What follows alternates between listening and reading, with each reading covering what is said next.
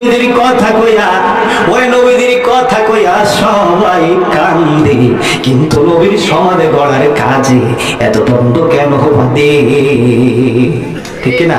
ওই নবীর নামে সালাম করি, নবীর নামে দরুদ পড়ি, ওই নবীর নামে গড়াগড়ি মসজিদের ভিতরে, ওরে বাইরে তারে মানলা না রে সংসারের সমাজে।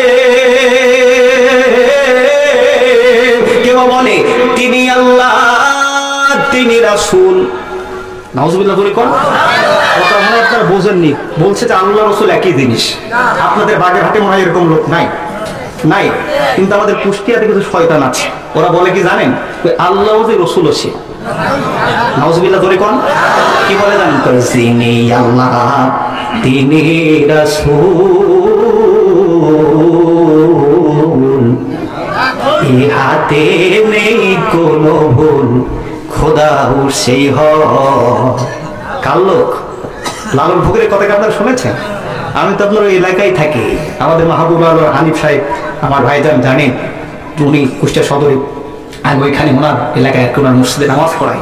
এই শয়তানরা বলল আল্লাহ রাসূলুল্লাহকে একই জিনিস। নাউজুবিল্লাহ করে কর, ওদের নামাজ নাই, কালাম নাই, কিচ্ছু নাই, কিন্তু 5 ওয়াক্ত গাঁজা খায়। আছে না ভাই? দেখবেন বড় বড় দাড়ি, বড় বড় মোসাফার, গাঁজা বলে ওপরে সিদ্ধি। কি বলে ভাই? সিদ্ধি। আমার এক দুলা ভাই আছে, যদি বলে আপনারা এই করেন কে, কই গাঁজা খাওয়ার কথা কোরআনে আছে। ওরে বাবা, গাঁজা খাওয়ার কথা কোরআনে আছে কোথায়? কই গোয়েন্দবর গা গালদবর দা গাঁজা খদবর খা, গাঁজা খা। দলিল দেখেছেন?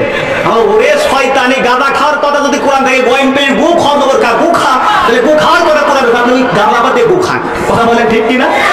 এখন এরা বলছে আল্লাহ রাসূল একই জিনিস। এখন আমার কথা হলো ভাই, এরা এটা তো তোদের মুখের কথা হলো, তাও হোক। তারপরে কি কয় জানেন? কই এই কথা কই না লালন, কোরআনে কয় পারি কে যাবি নবীর লোকাতিয়া। নাউজুবিল্লাহ ধরে কর, কোরআনে নাকি বলেছে আল্লাহ রাসূল একই জিনিস। এর চাইতে বড় ভণ্ডামি, চিটারি, বাটপাড়া আর কিছু হতে পারে? এরা নামাজও পড়ে না যদি বলা যায়। জানেন আমি একটু কষ্ট হচ্ছে না তো আপনাদের? আমার এলাকার কথা ভাই, আপনাদের এলাকার কথা বলছি না। আমি জানি আপনাদের বাগেরহাটে এরকম মানুষ নাই। ওরা বলে যে নামাজুল্লাহ কিছুই লাগে না। বললাম যে আপনাদের দলিলটা কি? দলিল শুনবেন?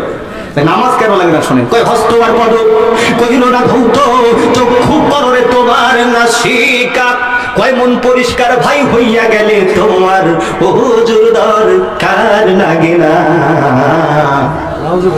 মন যদি পরিষ্কার থেকে উজু করা দরকার। আমার হারুন ভাই বসে বসে চিন্তা করছে, হুজুর আবার এইসব জানলে কোথায় দেখি, সব কিছু জানা লাগে সম্মান করছে। ওরা বলছে কই মন যদি পরিষ্কার থেকে উজু করার দরকার নাই। এখন বলেন ওজু যদি না লাগে আমাদের কি দরকার আছে ভাই? এরপরে বলছে রোজাও লাগে না। কই রোজা লাগে না? কই শরীরে প্রদান আগে করো দমন, নফস তোমার দেহের রাজা, যদি নফসে করে অত্যাচার করো তার সুবিচার, জ্ঞান অনুসারে তারে দাও সাজা, ওই দেওয়ানেতে বুঝা নফস হলে সোজা, তীর সোজার দরকার লাগে না। আমাদের বিন্দু ধরে কর। আল্লাহ বলেন কুতুবা আলাইকুমুস সালাম, আল্লাহ রোজাকে ফরজ করে দিলাম, অথচ শয়তানরা বলল রোজা করার দরকার নাই।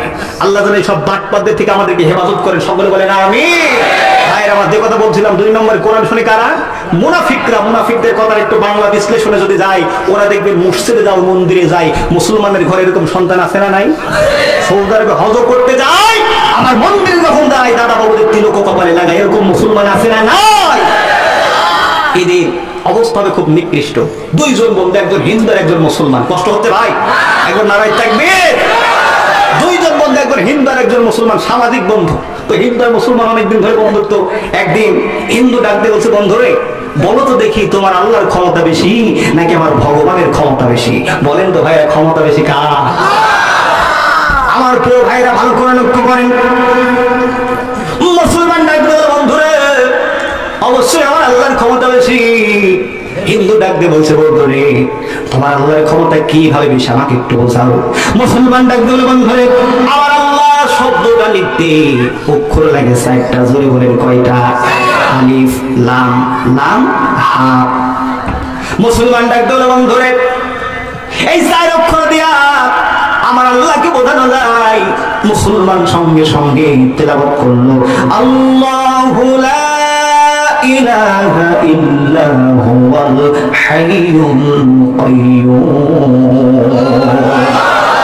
এবার মুসলমান বলল, বন্ধুরে ও হিন্দু বন্ধু তুমি শোনো, এই চার অক্ষরের ভিতরে একটা লাম যদি কেটে বাদ দিয়ে দিই, আলিফটা যদি কেটে বাদ দিয়ে দিই, তাকে শুধু তিনটা অক্ষর লাম লামার হা, এই তিন অক্ষর দিয়া আমার আল্লাহর পরিচয় পাওয়া যায়। মুসলমান তারা করল লিল্লাহি মা ফিস সামাওয়াতি ওয়াল আরদ। এবার মুসলমান একদল বন্ধুরে তুমি শোনো, ও হিন্দু বন্ধু তুমি শোনো, এই তিনটা অক্ষরের ভিতরে একটা লামও যদি কেটে বাদ দিয়ে দিই, থাকে শুধু দুইটা অক্ষর লামার হাত, এই দুইটা অক্ষর দিয়া আমার আল্লাহকে বোঝানো যায়। মুসলমান এবার তেলাওয়াত করল লাহু মুলকুস সামাওয়াতি ওয়াল আরদ। এবার মুসলমান একদল বন্ধুরে এই দুই অক্ষরের ভিতরে একটা লাম যদি কেটে বাদ দিয়ে দিই, থাকে শুধু একটা অক্ষর হা, আর একটা হা দিয়া আমার আল্লাহকে বোঝানো যায়। এবার মুসলমান তেলাওয়াত করলো হুয়াল্লাহুল্লাযী লা ইলাহা ইল্লাহু। জোরে বলেন আল্লাহু আকবার। মুসলমান একদল বন্ধুরা আমার আল্লাহর ব্যাখ্যা কি তুমি বুঝতে পেরেছো কিনা বলো? এবার মুসলমান বলছে বন্ধুরে এবার তোমার ভগবানের ব্যাখ্যা শোনো। কার ব্যাখ্যা? হিন্দু কয় আমার ভগবানের আবার ব্যাখ্যা কি? মুসলমান ডাকতে বললো ও বন্ধুরে তোমার ভগবানের ভ যদি কাটা হয় থাকে শুধু গোবান কি থাকে ভাই? গোবানের গো অর্থ ডিকশনারিতে নাই। এবারের গোবানের গ যদি কেটে বাদ দেওয়া হয় তাকে শুধু বান বান মানে বন্যা। মুসলমান ডাকতে বললো ও বন্ধুরে তোমার বানের বউ যদি কেটে বাদ দিয়ে দি থাকে শুধু দন্তান ন, তার মানে দন্তান মতে ভগবান বলতে কিছু নাই। হিন্দু বলছে বন্ধু তোমার যুক্তি তো ঠিক আছে, কিন্তু এবার প্র্যাকটিক্যালি আসো। কয় কি? ওই যে দুই তারা ছাদ দেখছো, ওই ছাদের উপর থেকে আমরা দুইজন লাভ দিব, লাভ দেওয়ার পরে যার মাজা ভাঙবে বুঝবো তার খোদার শক্তি নাই। হিন্দুর বুদ্ধি দেখেছে, ছাদের উপর থেকে লাভ দিয়ে যার মাজা ভাঙবে তার খোদার শক্তি নাই। বলেন তো ভাইরা, সত্যের পক্ষে যারা থাকে ওদের কি কোনো ভয় আছে নাকি? এবার সর্বপ্রথম মুসলমান যুবক দুই তালা ছাদের উপর উঠেছে। মুসলিম যুবক আল্লাহর উপর ভরসা করে আল্লাহু আকবার বলে ছাদের উপর থেকে লাফ দিয়েছে। লাফ দেওয়ার সঙ্গে সঙ্গে আল্লাহর মুসলমান বান্দা আল্লাহর জমিনে সোজা হয়ে দাঁড়িয়ে গেছে। ভাই এবার কার পালা? ও তো মনে মনে দই অনুস করে নাকি বলে, ও তো বিশ্বাস নেই কি হবে না কি হবে না। বলেন তো ভাইরা মুসলমান কি বলে লাফ দিয়েছিল? এবার হিন্দু লাফ দিচ্ছে ভগবান আল্লাহু আকবার। যে ভগবান আল্লাহু আকবার বলে লাফ দিয়েছে মাজার হাত দিয়ে একটা সঙ্গে সঙ্গে সরে গেছে। মুসলমান আস্তে করে পাশ থেকে ডাক দিয়ে বলছে বন্ধুরে বুঝলা নাকি ক্ষমতা বেশি কার? হিন্দু বলে বন্ধুরে তুমি আল্লাহু আকবার বলে লাফ দিয়েছিলে, এই জন্য তোমার আল্লাহ তোমাকে বাঁচিয়েছে, আর আমি ভগবান আল্লাহু আকবার বলার কারণে তোমার আল্লাহও বাঁচাই নাই, আমার ভগবান রাগ করে ধরে না। ঠিক কিনা বলেন? সুতরাং আজকে যারা যাই নাম ভাই মুসলমান মুনাফিকরা ওরা মন্দিরেও যায়, সুলতানে হজ করতে যায়, বিশ্বাস করেন কিয়ামতের ময়দানে এই মুনাফিকরা জাহান্নামে যাবে, আমার আল্লাহ ওদেরকে বাঁচাবে না, ওদের ভগবান ওদেরকে বাঁচাতে পারবে না। কথা বলেন ঠিক কিনা? ও ভাইরা এই জন্য মুনাফিকি করেন না। আজকে গোটা পৃথিবীতে মুসলমানরা নির্যাতিত হওয়ার অন্যতম কারণ হলো মুসলমান মুনাফিক। ওরা মুখে মুখে বলে ও ফিলিস্তিন আমরা তোমাদের পাশে আছি, আবার তলে তলে ইসরায়েল এবং আমেরিকার সাথে বন্ধুত্ব করে। কষ্ট হয়ে গেল? দোয়া করে দি ভাই। আর একটা নম্বর শ্রোতা আছে মুমিনেরা থাক, আপনাদের কষ্ট হচ্ছে মনে হয়, হচ্ছে না তো? আরেকবার তাকবীর থাকবে। আমার প্রিয় ভাইরা ভালো করে লক্ষ্য করেন, 3 নম্বরে কোরআন শোনে মুমিন কারা শোনে?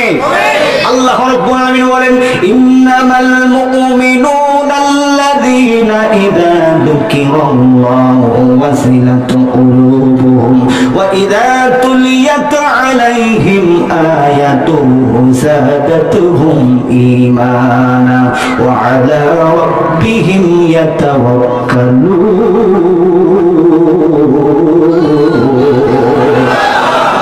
আল্লাহ রাব্বুল আলামিন বলেন যখন আমার মুমিন বান্দাদের সামনে আমি আল্লাহর কোরআনের কথাগুলো বলা হবে, ওই ইমানদার বান্দাদের কোরআনুল কারীমের কথাগুলো শোনার পরে ওদের হৃদয়টা ভয় প্রকম্পিত হতে থাকবে। আর যখন আমি আল্লাহর কোরআনুল কারীমের আয়াতগুলা ওই মুমিন বান্দাদের কর্ণকুহরে পৌঁছাবে, এই কোরআনের কথাগুলা আয়াতগুলা শোনার সাথে সাথে ওই ইমানদার বান্দার ইমানের গতিটা বেড়ে যাবে, এমন বাড়বে ওই ইমানদাররা এই দুনিয়ার জালেমের জুলুমকে পরোয়া করবে না। ওরা স্বয়নের সকলে বিপদে আপদে মুসিবতে কেবলমাত্র একমাত্র হুজুরে বলেন পরোয়া করবে কাকে? আমার প্রিয় ভাই বান্দার আল্লাহকে পরোয়া করবে। ইমানদারদের যদি শক্তি নাও থাকে তাও ভরসা করবে কার উপরে? ও ভাইরা, আল্লাহর নবীজি বিশ্ব নবীজি তিনি যখন উহুদের ময়দানে যুদ্ধের জন্য যাবেন, এমন তো অবস্থায় আল্লাহর নবীজি বিশ্ব নবীজি যুদ্ধের জন্য মুজাহিদ বাহিনী প্রস্তুত করছেন। হৃদয় কান লাগিয়ে শোনেন, বিশ্ব নবীজি আমার মুজাহিদ বাহিনী তৈরি করছে উহুদের ময়দানে যুদ্ধে যাওয়ার জন্য। একজন ল্যাংড়া সাহাবী নাম হলো আমর বিন জামহু রাদিয়াল্লাহু তাআলা আনহু, দুইটা পা নাই। আমর বিন জামহু রাদিয়াল্লাহু তাআলা আনহু দুই হাতে দুইটা লাঠি দিয়া নবীদের কাছে ল্যাংড়াতে চলে গেছে। ডাক দিয়ে বলছে, ইয়া রাসূলুল্লাহি, আপনি মেহেরবানি করে আমাকে অনুমতি দেন, নবী গো আমি উহুদের ময়দানে যুদ্ধে যেতে চাই। সুবহানাল্লাহ। সাহাবী কি সাহাবী ভাই? ল্যাংড়া সাহাবী, আমি উহুদের ময়দানে যুদ্ধে যেতে চাই, আপনি মুজাহিদ বাহিনীর তালিকা আমার নামটা লিখে দেন। আল্লাহু আকবার বলেন। আল্লাহর নবী বললেন, আমর রে, ও আমর, তুমি তো যুদ্ধের ময়দানে যুদ্ধ করতে পারবে না, তুমি তো নিজে হাঁটা চলাচল করতে পারো না, তুমি কিভাবে যুদ্ধ করবে? হযরত আমর ডাকতে বলেন, ইয়া রাসূলুল্লাহি, আমি যদি যুদ্ধের ময়দানে যুদ্ধ করতে নাও পারি, ও নবী গো, আমি আপনার সামনে দাঁড়িয়ে থাকবো, যখন কাফের বেঈমানের বাচ্চারা আপনার দিকে তরবারি চালাবে অথবা আপনার দিকে তীর মারবে, নবী গো আমি আপনার সামনে দাঁড়িয়ে যাব, আপনার গায়ে তীরটা না লেগে আমাদের গায়ে লাগবে। আল্লাহু আকবার। আল্লাহর নবী, মায়ার নবী গো, আপনি নবী আমার জীবনের জীবন। মারহাবা। মায়া আহার নবী গো, আপনি নবী আমার জীবনের জীবন। বলেন না, আল্লাহর নবী, মায়ার নবী গো, আপনি নবী আমার জীবনের জীবন। রহমাতাল লিল আলামিন, আপনি উম্মতের জামিন, গুনাহগার উম্মতের আপনজন। মায়া আহার নবী গো, আপনি নবী আমার জীবন।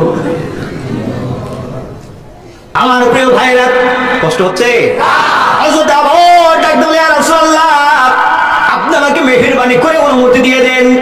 নবীজি বলেন, আমর রে, তোমার যুদ্ধে যাওয়ার দরকার নাই, বাড়িতে চলে যাও। আমর রে, তুমি যাই নামাজে দাঁড়িয়ে যাও, যাই নামাজে দাঁড়িয়ে আল্লাহর কাছে দোয়া করো, আল্লাহ যেন উহুদের ময়দানে মুসলমানদের বিজয় দান করে দেয়। হযরত আমর রাদিয়াল্লাহু তাআলা চোখের পানি ছেড়ে দিয়ে কাঁদতে লাগলেন। আল্লাহর নবী আমরের কান্না দেখে ডাকতে বলছে, আমর রে, ও আমর, তুমি কান্না করো না, তুমি যুদ্ধের ময়দানে না যেতে পারলে কি হবে? আমর রে, তোমার জন্য একটা খুশির সংবাদ আছে। হযরত আমর ডাকতে বলে, নবী গো, কি এমন খুশির সংবাদ আমার জন্য আছে? বলেন। বিশ্বনবী বললেন, ও আমর রে, তোমার কলিজার টুকরা একটা সন্তানকে আমি নবীজি উহুদের ময়দানে যাওয়ার জন্য অনুমতি দিয়ে দিয়েছি। আমর, তুমি কান্না করো না, তুমি যুদ্ধের ময়দানে যেতে পারবে না তো কি হয়েছে, তোমার তো একটা সন্তান আমি অনুমতি দিয়েছি। হযরত আমর রাদিয়াল্লাহু তাআলা কান্না বেড়ে গেলেন। হযরত আমর বিন জামহু ডাকতে বলেন, নবী গো, ও নবী গো, কাল কিয়ামতের ময়দানে যখন আল্লাহর সামনে আমরা দাঁড়িয়ে যাব, আমার কলিজার টুকরা চারটা সন্তান যুদ্ধের ময়দানে যাওয়ার কারণে, ওরা শহীদ হওয়ার কারণে কাল কিয়ামতের ময়দানে ওরা হাজার হাজার বছর আগে জান্নাতে চলে যাবে, কোনো বিনা হিসাবে জান্নাতে চলে যাবে। আর আমি ওদের পিতা হওয়ার কারণে, আর যুদ্ধে না যাওয়ার কারণে, আমি শহীদ না হওয়ার কারণে আল্লাহর কাছে আমার জীবনের হিসাবগুলা দিতে দিতে আমার জান্নাতে যেতে দেরি হয়ে যাবে। ও নবী গো, আমার সন্তানেরা যদি পিতার আগে জান্নাতে চলে যায়, আমি পিতা হিসাবে আমার জন্য অপমানজনক ব্যাপার। নবী গো, আমি কোনো কিছু শুনতে চাই না, আপনি মেহেরবানি করে অনুমতি দেন, আমি যুদ্ধের ময়দানে যাব। ওই সবকিছু করতে পারেন কে? আল্লাহ। যদি ন্যাংলাকে দিয়ে যুদ্ধ করায় আল্লাহ পারে কিনা?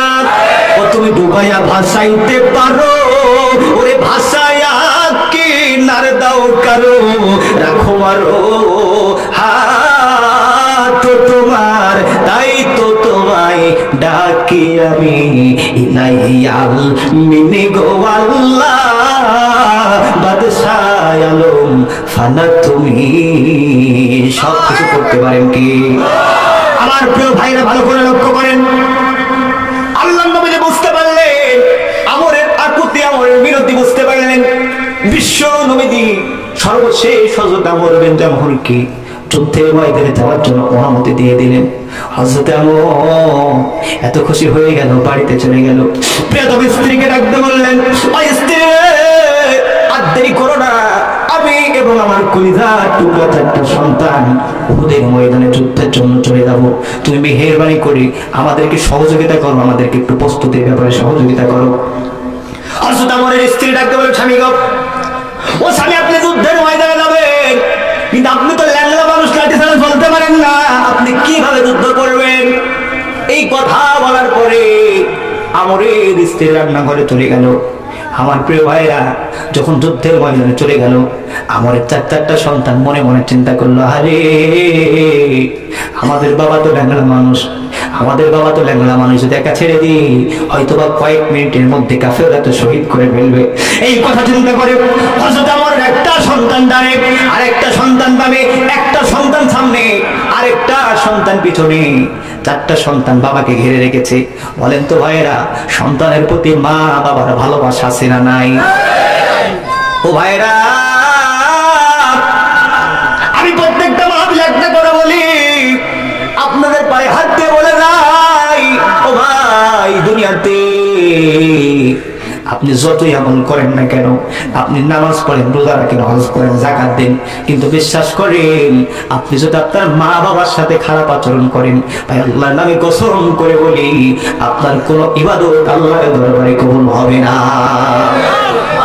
কারণ এই দুনিয়াতে যত মানুষ আপনাকে ভালোবাসে, প্রত্যেকের ভালোবাসার পিছনে স্বার্থ আছে ভাই, এই দুনিয়াতে যত মানুষ আপনাকে ভালোবাসে, আমি আমার আব্দুর রহমান ভাইয়ের সাথে ফোনে যোগাযোগ করি, আমার বন্ধু গাজী মাহমুদুলের সাথে যোগাযোগ করি, আমি মনে মনে চিন্তা করি হয়তোবা তাদের সাথে যদি ভালো সম্পর্ক থাকে, ওই বাগেরহাটে মোংলাতে অন্তত বছরে 2-4টা মাহফিল করা যাবে, অন্তত কিছু না হইলেও 50,000 টাকা আমার ইনকাম হবে, ঠিক কিনা বলেন?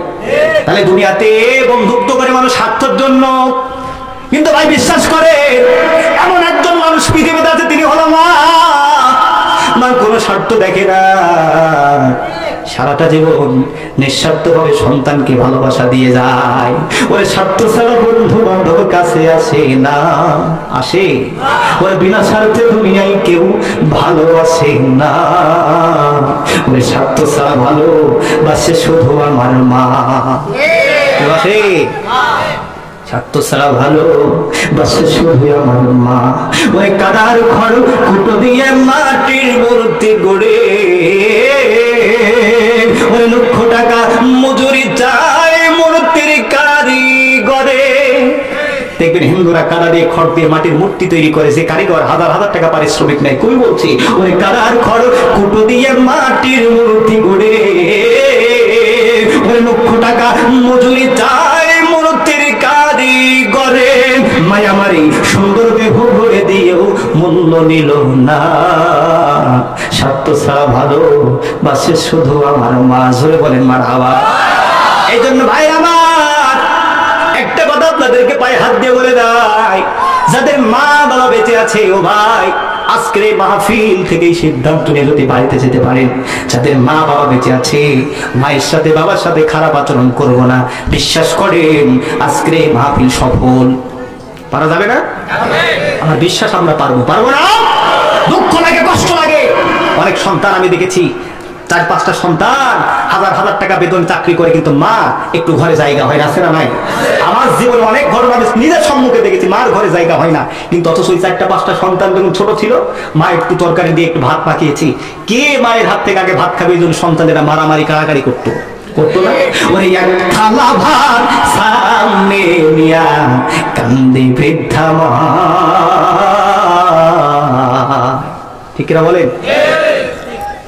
সেই মা আজও ভাত আর তরকারি নিয়ে বসে থাকে, কিন্তু সন্তান আজকে বড় হয়েছে, আজকে সন্তান মায়ের হাতে ভাত আর খাওয়ার প্রয়োজন হয় না। এই জন্য কবি বলছে, ওরে এক থালা ভাত সামনে নিয়া কান্দে বৃদ্ধা মাই, ও মায়ের হাত নিয়া ভাত নিয়া দাঁড়া করতো মারামারি। ওরে কেউ সে আর খায় না সেই ভাত, করে না কাড়াকাড়ি। সেই মায়ের মাখা ভাত এখন কাকপক্ষীরা খায়। ওরে এক থালা ভাত সামনে নিয়া কান্দে বৃদ্ধা মা। ঠিক কিনা ভাই? ওরে বড় ছেলে ব্যবসা করে, ওরে মৃত ছেলে মুক্তার, ওরে সেজ ছেলে বিদেশ থাকে, ছোট ছেলে ডাক্তার। ওরে বৃদ্ধা পিতা মারা গেল, ওরে বৃদ্ধ পিতা,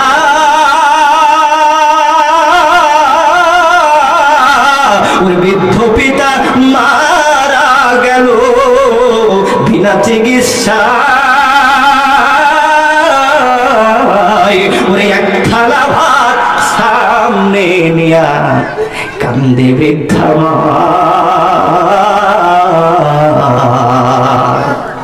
ভাই কথা বলেন ঠিক কিনা? তাহলে মায়ের সাথে ভালো আচরণ করা যাবে তো? একটা বাস্তব ঘটনা আপনাদেরকে বলে দেয়, কষ্ট হচ্ছে কোনো ভাই? দোয়া করে দেবো ভাই। একটা বাস্তব ঘটনা বলে দেয়।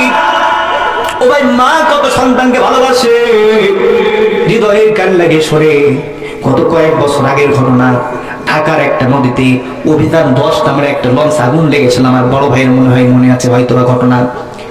অভিযান 10 নামের একটা লঞ্চ যখন আগুন লাগলো, একজন ভাই সাংবাদিকদেরকে বলছে, সাংবাদিক ভাইরা ওই লঞ্চে আমি ছিলাম, আমার প্রিয়তম স্ত্রী ছিল, আর আমার একটা কলিজার টুকরা সন্তান ছিল, 5 বছর বয়স, নাম হলো আব্দুল্লাহ।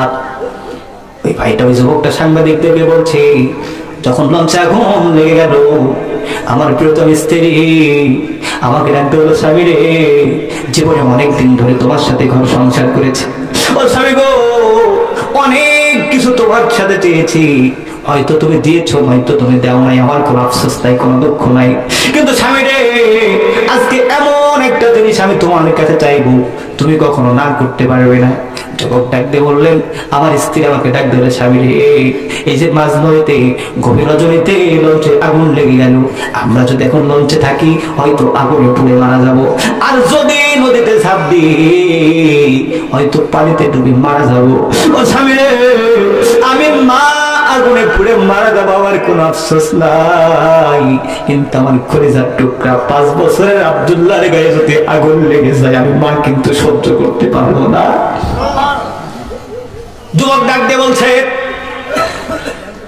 যুবক ডাক দিয়ে বলছে, আমার স্ত্রী ডাক দিয়ে বলছে, স্বামী রে, ও স্বামী রে, যেভাবে হোক না কেন আমার কলিজার টুকরা আব্দুল্লাহ, আমার আব্দুল্লাহকে নিয়ে তুমি নদীতে ঝাঁপ দাও। স্বামী গো, যেভাবে হোক না কেন আমার সন্তানটাকে তুমি বাঁচাও, আমি মা আগুনে পুড়ে মারা যাব, কিন্তু আমার সন্তান বেঁচে থাকবে, এটা সব থেকে আমি মায়ের জন্য বড় সান্ত্বনা।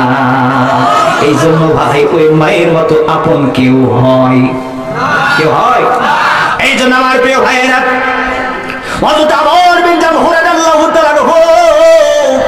সন্তানগুলো মনে মনে চিন্তা করে, আমাদের বাবা দুনিয়া থেকে বিদায় হয়ে যাবে, আমরা তো সহ্য করতে পারবো না। হযরত আমর বিন জামহ রাদিয়াল্লাহু তাআলা তিনি যুদ্ধ করতে লাগলেন, তার সন্তানেরা যুদ্ধ করতে লাগলো, বাবা মাঝখানে দাঁড়িয়ে আছে, আল্লাহু আকবার বলে। ভালো আছেন? অত্যন্ত ভালো মানুষ। আপনার, আমি গতকালকে আমার মঞ্চে চেয়ারম্যান সাহেব ছিলেন, আপনারা ধন্য, এরকম একটা উপজেলা চেয়ারম্যান আর এরকম একটা চেয়ারম্যান আপনারা পেয়েছেন, আলহামদুলিল্লাহ বলে, আলো জোরে বলেন আলহামদুলিল্লাহ।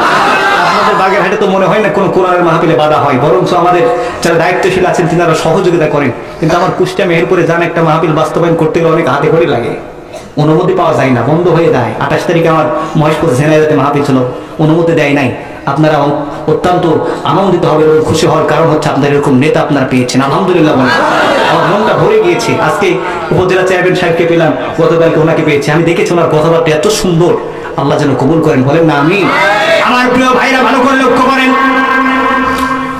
আমর বিন জামহ কলিজার টুকরা 4টা সন্তান যুদ্ধ করতে থাকলেন, একে একে করে আমর বিন জামহু রাদিয়াল্লাহু তাআলা বড় সন্তান, মেজো সন্তান, ছোট সন্তান, সব সন্তানগুলো শহীদ হয়ে গেল। আল্লাহু আকবার। হযরত আমার মনে মনে চিন্তা করলেন, হযরত আমার মনে মনে চিন্তা করে আমার সন্তানগুলো সব শহীদ হয়ে গেল, আমি পিতা, আমি তো এখনো শহীদ হতে পারলাম না, কাল কিয়ামতের ময়দানে আমার তো জান্নাতে যেতে দেরি হয়ে যাবে। এই কথা চিন্তা করে হযরত আমর বিন জামহুর দুই দিকে দুইটা লাঠি ফেলে দিয়ে তরবারি নিয়ে ল্যাংড়া সাহাবী আমর সামনের দিকে অগ্রসর হতে লাগলেন। কয়েক মিনিটের মধ্যে কয়েকজন কাফেরকে দুনিয়ার থেকে বিদায় করে দিলেন। সর্বশেষ আমর বিন জামহুর শহীদ হয়ে গেলেন। আল্লাহু আকবার। হযরত আমর যখন শহীদ হয়ে গেলেন, আল্লাহর নবীজি, বিশ্ব নবীজি, 70 জন মানুষ যখন শাহাদাতের মৃত্যু হয়ে গেল, বিশ্ব নবীজি উহুদের ময়দানে শহীদ সাহাবীদেরকে ওদের লাইগুলা বাড়ির দিকে নিয়ে যাওয়ার জন্য সাহাবাদেরকে নির্দেশ করলেন, আমার শহীদ সাহাবীদের লাইগুলা উঠে পিঠে তুলে দাও, লাইগুলা বাড়িতে নিয়ে দাও, দাফনের ব্যবস্থা করো। সব লাইগুলা যখন উঠে পিঠে তুলে দেওয়া হলো, উটগুলা সামনের দিকে অগ্রসর হতে থাকলো, কিন্তু বিশ্ব নবীর ল্যাংড়া সাহাবী হযরত আমর বিন জামহুর রাদিয়াল্লাহু তাআলা আনহুর লাশটা যে উটের পেটে তোলা হলো, ওটা সামনের দিকে আগায় না। উট সামনের দিকে, উট কার হুকুম মানে? জোরে বলেন, কার হুকুম মানে? ওজার হুকুম ছাড়া গাছের একটা পাতাও নড়ে না। ওরে শিশির কণা মেঘের বাদল কিছুই ছড়ে না, ঠিক কিনা ভাই? জানি না কারি সারাই সওদা করা হইল নাই রং বাজারে, আখির কাস্টমে বান্ধলা দয়াল আমারে। মারহাবা বলেন। ওটা সামনের দিকে আগায় না। আল্লাহর নবী, বিশ্ব নবীর সাহাবারা নবীজির কাছে চলে গেলেন, বিশ্ব নবীজির কাছে চলে গেলেন।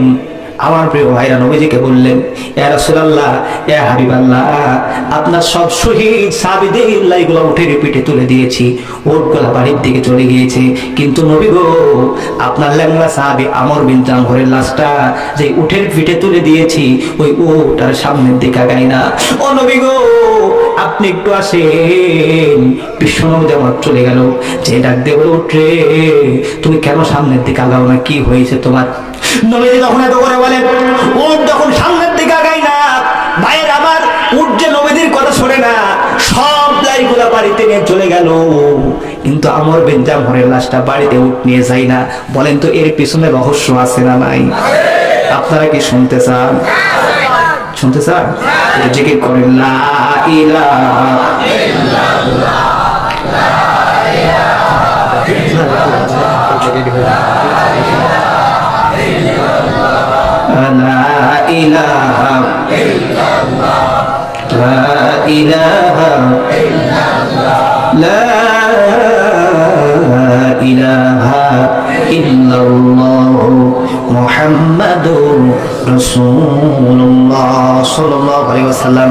ভাই, আজকের এই কোরআনের মাহফিল বাস্তবায়ন হচ্ছে, আপনারা খুশি না বেজার? আজকে প্রায় 14 বছর না, আমার চাচাজানের সাথে আমার কথা হয়েছে, আপনাদের মসজিদের সম্মানিত সভাপতি সাহেব অত্যন্ত ভালো মানুষ। আমি চাচার জন্য দোয়া করছি, আল্লাহ আমার চাচাকে কবুল করে। তিনি বলেছেন প্রায় 14 বছর আপনাদের